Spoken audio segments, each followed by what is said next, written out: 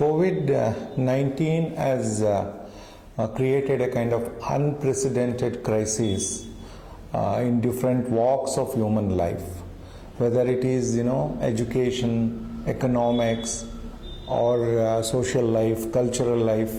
Almost all facets of life has been adversely affected, and also basically the entire learning process has come to stand still. If you look at some of the statistics, it has almost affected 199 countries across the globe, and nearly about 1.57 billion children, roughly about 157 crore, has been completely affected by this unprecedented crisis. All of us, because of our long struggle by people, struggle by, students, we got this right to education as a kind of reality. Right to education as a fundamental right was very recently recognized in India, unlike other countries. That too because of the intervention of the Supreme Court. Supreme Court in 1993, in the case of Unnikrishnan versus State of Andhra Pradesh, recognized right to education as part of right to life, and in fact Supreme Court said categorically right to education flows from right to life. As a result of that, the Indian Constitution was amended in 2002 to make education a fundamental right. Article 21A was inserted, and right was given to all children, at least from 6 to 14 years. So since then, of course, a lot of efforts to make a legislation to operationalize Article 21A, which is otherwise, operational only if a state by law determine what should be the mode of giving this 21A to children. So it was in this context, right to education, popularly known as the Right of Children to Free and Compulsory Education Act 2009, was enacted by the Parliament and came into force from 1st of April 2010. Now the biggest concern for all of us, the biggest question, how is it that we are going to really protect this right for children? Because more or less during this unprecedented crisis, almost all rights are completely jeopardized. More or less all child rights, whether it is right to education, right to food, right to good health, right to shelter, right to entertainment, almost all facets of children's life is really in great danger. So therefore, at least if you look at right to education as not only just a kind of right for learning, but also a right for of entertainment, right to have nutritious food at the school level, particularly through the midday meal program, and also right to play. All these things need to be seen as a kind of a very holistic manner. When I say holistic manner, certainly I need to elaborate at least at 4 important levels. The first and foremost thing for the policy makers, the people who are responsible duty bearers to provide this right, should bring back the whole idea of rights-based approach whenever we address child rights issues or the issues related to children during this crisis period. I could see in the last 3-4 months, people are almost looking at it as a kind of a charity, as a kind of a sympathy. I think, we have to bring back the rights approach.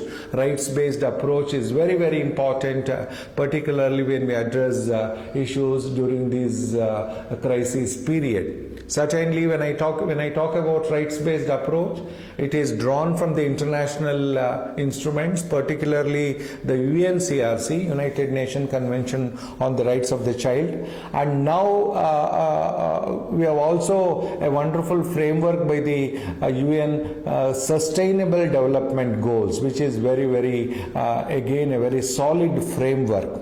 All of us know that as per the Sustainable Development Goals, it is important for us to provide not only education of 8 years, education of higher secondary education, at least up to class 12 by 2030. So therefore, looking this entire situation as, kind of, children have rights, have a basic right for right to education. So therefore we have to bring back the entire discussion based on the rights based approach. So we have to respect the rights of children, particularly the right to education is very important, because certainly already many institutions have done research.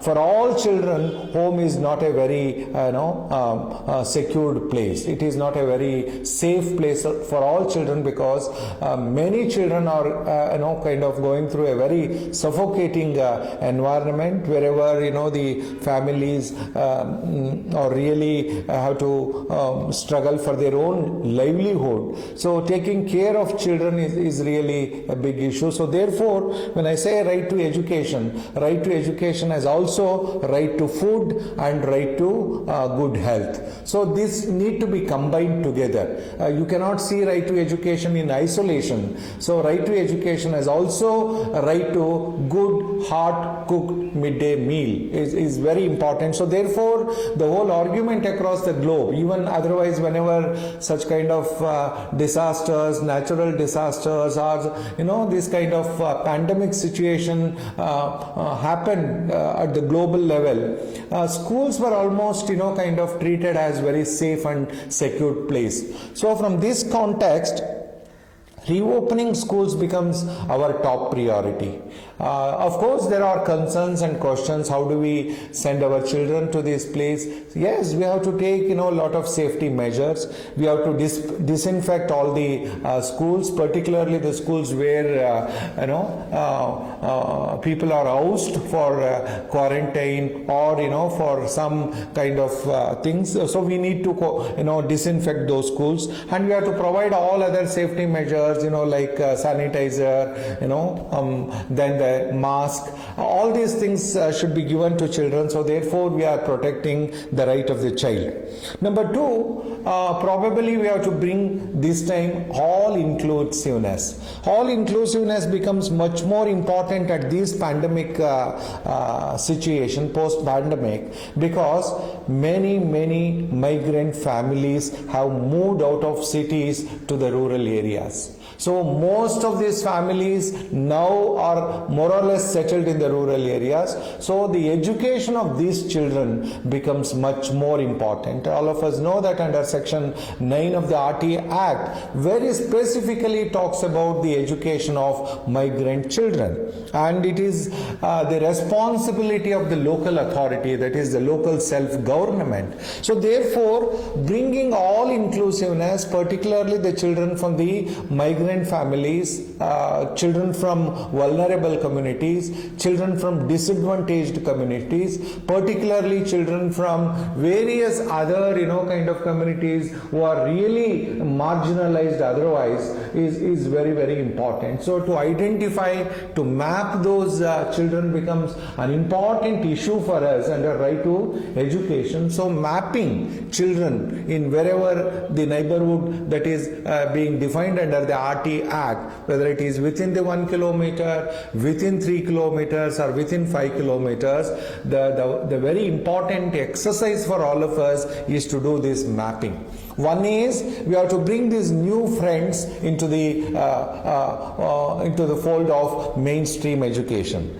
The second most important thing here is to see that the children who are already in the school should not leave school. There is high probability of children leaving the school at this point of time. In fact, I was really astonished. The Minister for HRD, Human Resource Development, he himself was kind of indicating there may be around 30% school dropouts. I think this is something very alarming, in the sense we need to somehow take concrete measures so that children should not leave schools, particularly the children who are there in the public education system. Once if they leave, then the whole idea of RTE to provide at least 8 years of elementary education becomes meaningless. So therefore, when I say all inclusiveness, it includes all these children, particularly the migrant children, because it is all the more important because they have lost livelihood, they have lost hope. Their children should not lose the hope of getting at least 8 years of education. I think this is the most important thing for every conscious citizen in this country, to see that the child will continue education. So this is what I mean when I say all inclusiveness. There are chances that the girl children may be dropped out at these crises, because always whenever there is crisis, the vulnerable is children, and within children more vulnerability for girls and other things. So therefore all inclusive becomes very, very important. The third important point that I just want to flag here is multiple interventions. Here school cannot be seen just as a learning place. School is much more than that.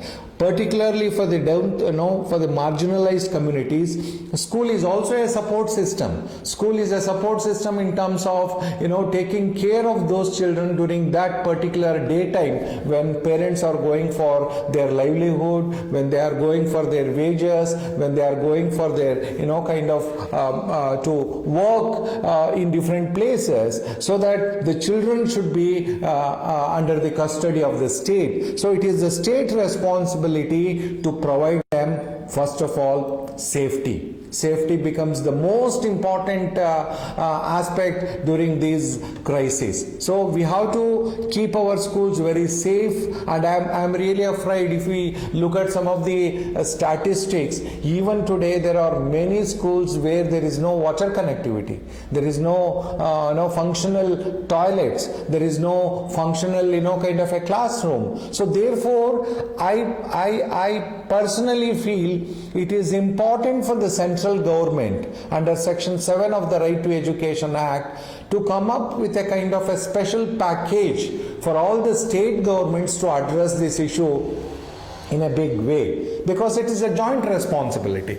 The joint responsibility is clearly pronounced even in the objects and reasons of the Right to Education Act, that this is the joint responsibility of the center and the state. Now we have to give package, because what is safety? What is safety without water? How can you expect children to wash their hands when there is no water, unless you have continuous water supply? All this safety becomes meaningless, because 24 hours children cannot use sanitizers and you cannot really supply that. So therefore I think these basic facilities becomes much more important than what it was earlier. So this is very important. So therefore this multiple intervention, safety is the top priority.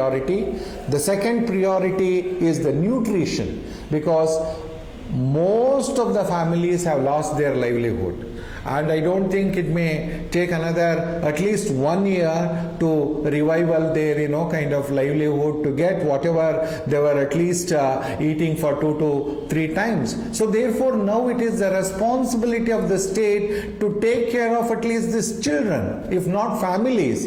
Families would be an excellent idea, but if not families, at least the children should be given wonderful at least one meal in the noon. In the afternoon, all children should get a good meal with all necessary proteins, with all necessary nutrition. I think we have to provide, because that meal become a decisive meal for the child for survival. Because all of us know one way to fight this COVID is immunity. Immunity comes only from good food. Unless you provide good food, it is not possible. So under multiple intervention, food is very important. So that's our second priority. Third is health. I think we need to have random check at least to random check to see what's really the condition of these children. Why can't we have a kind of a mobile kind of services to go to wherever we feel, at least in the orange and red zone, at least in those schools, children need to be tested for all kind of a preventive measure. So therefore, this safety, nutrition, health becomes top priority, then comes what we call education. So education is also equally pretty important, because as I said in the beginning itself,